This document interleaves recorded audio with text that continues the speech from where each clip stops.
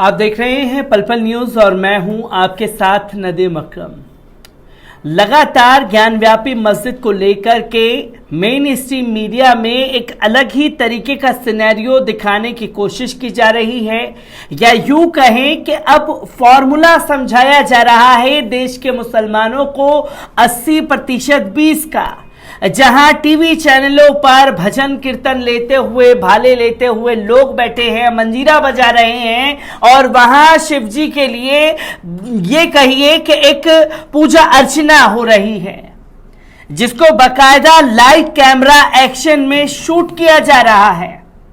और कुछ एंकर इतना आगे निकल गए कि जमीनी स्तर पर चित्रा त्रिपाठी जैसी एंकर पहुंचती हैं और लोगों से शिवलिंग के बारे में पता करने की कोशिश करती हैं, और वो लोग बताते हैं कि साहब वहां शिवलिंग था और इसलिए मस्जिद की जगह को, मंदिर को दान कर देनी चाहिए, मुसलमानों को कहीं और मस्जिद ले लेनी चाहिए। ठीक बाबरी मस्जिद की तरह ही ज्ञानव्यापी मस्जिद को हड़पने की तमाम कोशिशें जारी हैं, पर इस हंगामे के बीच आज ज्ञानव्यापी मस्जिद में दूसरे जुम्मे की नमाज अदा की गई। और जुम्मे की नमाज से पहले जो इंतजामिया कमेटी है ज्ञानव्यापी मस्जिद की, उसने एक ऐसा कदम उठाया जो कि एक मिसाल कायम कर गया, जहां मुसलमानों को समझाते हुए उन्होंने तमाम दलीलें दी। और जब वो दलीलें सामने आई तो हर कोई हैरान था कि आखिरकार संविधान को किस तरीके से मानते हुए मुसलमान हर कदम को अंजाम दे रहे हैं, और मुसलमानों द्वारा संविधान के दायरे में रहकर ही सारे कदम उठाए जा रहे हैं। पर यहां ज्ञानव्यापी मस्जिद को लेकर के कभी गुम्बद को शहीद करने की बात, कभी मस्जिद को जमींदोज करने की बात तक कही जा रही है। पर मुसलमानों ने ज्ञानव्यापी मस्जिद पर अपने कदम से हिंदूवादी संगठन को पूरी तरह से दंग कर दिया है, और हक्का बक्का रह गए हैं कि आखिरकार किस तरीके से अब कोई सख्त कदम उठाया जाए। क्या कुछ इंतजामिया कमेटी ने किया है और क्या लेटर जुमे की नमाज से पहले वायरल हुआ है, एक बार इस पर नजर डालते हैं। आपको बता दें कि वाराणसी ज्ञानव्यापी मस्जिद में शुक्रवार को कड़ी सुरक्षा के बीच नमाज पढ़ी गई। ज्ञानव्यापी प्रकरण के बाद से हर शुक्रवार को नमाजियों की बढ़ती संख्या को देखते हुए पुलिस प्रशासन आज भी अलर्ट रहा।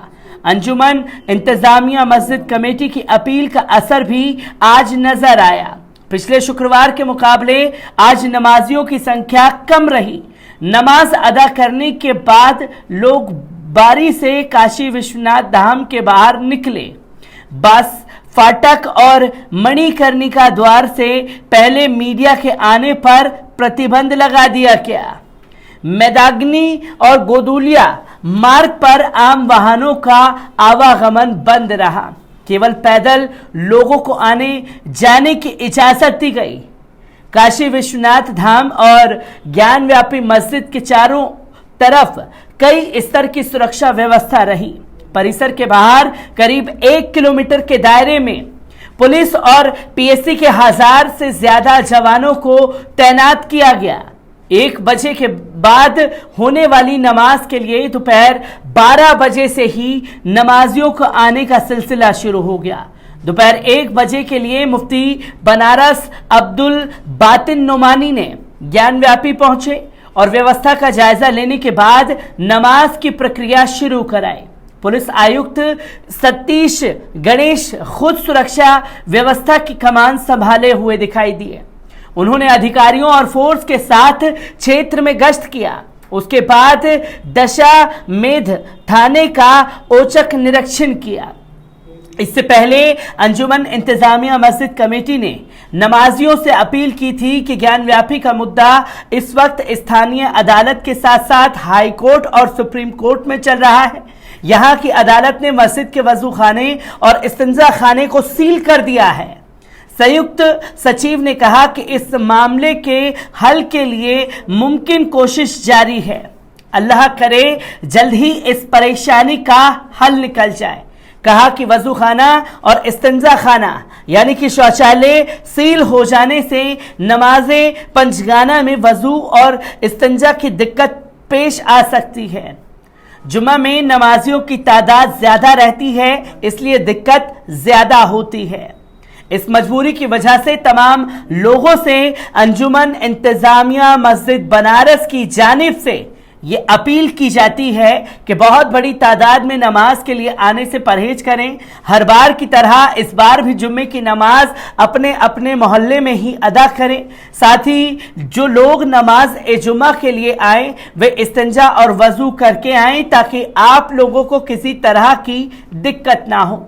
पिछले शुक्रवार को मस्जिद कमेटी की घर के पास की मस्जिद में ही नमाज पढ़ने की अपील के बाद में भारी संख्या में नमाजी ज्ञानव्यापी मस्जिद में नमाज अदा करने पहुंचे थे। हालात ये हो गई कि नमाज के घंटे भर पहले ही ज्ञानव्यापी मस्जिद में नमाजियों से भर गई और बाहर कतार में खड़े नमाजियों को वापस लौटना पड़ा। मस्जिद में तकरीबन 1500 से अधिक नमाजियों ने नमाज अदा की थी। मेदागिन से गोदुलिया तक का इलाका पूरी तरह से छावनी में तब्दील रहा था। श्रृंगार गौरी के नियमित दर्शन पूजन और अन्य विग्रहों के संरक्षण के लिए दायरवाद की पोषणीयता पर बृहस्पतिवार को जिला जज डॉक्टर अजय कुमार विशेष की अदालत में लंबी बहस चली। वाद को निरस्त करने के लिए अंजुमन इंतजामिया मस्जिद कमेटी के अधिवक्ताओं ने 2 घंटे तक दलीलें दी। दलीलों के बीच जिला जज ने सुनवाई की अगली तारीख 3 मई तक के लिए टाल दी है। जहां ये तस्वीर साफ तौर पर देखने को मिली, 30 मई को अब दोबारा से सुनवाई होगी और 30 मई तक के लिए, क्योंकि लगातार जुम्मे की नमाज जो है ज्ञानव्यापी मस्जिद में अदा की जा रही है, जहां हिंदू पक्षकार का यह कहना है कि अब वहां नमाजें बंद हो जानी चाहिए, मुसलमानों को मस्जिदें जो हैं वो दान कर देनी चाहिए हिंदू पक्ष को। तो सुप्रीम कोर्ट और के द्वारा ये ऑर्डर दे दिया गया कि नमाज जैसे चल रही है वो नमाज वैसे ही चलती रहेगी, पर वजू खाना और जो शौचालय यानी कि इस्तिंजा जो पड़ता है वो सील रहेगा।